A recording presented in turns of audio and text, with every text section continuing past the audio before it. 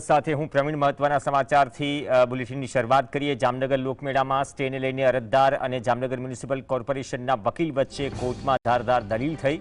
અરજદારે મેળાના આયોજન સામે વાંધો ઉઠાવ્યો, જેના કારણે કોર્ટે સોમવાર સુધી સ્ટે ઓર્ડર યથાવત રાખ્યો છે।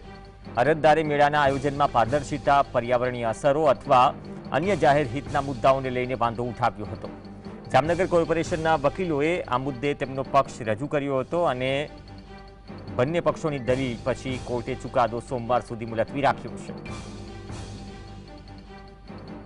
જે સિવિલ દાવો કે મેળો જામનગરમાં કરવો કે જે જગ્યામાં જૂની જગ્યામાં મેળો કરવો કે ના કરવો, એ બારામાં એક દાવો ચાલી રહ્યો છે, જેની આજે દલીલ હતી। બંને પક્ષ તરફથી ખૂબ જ દલીલ કરવામાં આવી અને એ દલીલમાં ઘણા બધા એવા પ્રશ્ન નીકળ્યા છે કે જાહેર જનતાને આ બધી જે તકલીફ થશે અને આજે ફાળવણી કરવામાં આવી અને એ દાવા પછી કેમ સરકાર જાગૃત થઈ કે દાવો થઈ ગયા પછી સરકાર એકદમ એક્ટિવેટ કેમ થઈ ગઈ? અત્યાર સુધી સરકાર ક્યાં હતી? શ્રાવણી લોકમેળાનું આયોજન આ જગ્યાએ ન થાય પ્રદર્શન ગ્રાઉન્ડમાં, એટલે કે અને અન્ય જગ્યાએ કરવામાં આવે કે જ્યાં ટ્રાફિકની સુવિધા હોય, ઇમરજન્સી વાહનો આરામથી નીકળી શકે, પ્રજા મેળાનું સુખ માણી શકે અને કોઈ દુર્ઘટના ન બને, તે હેતુથી આ દાવો લેવો હતો।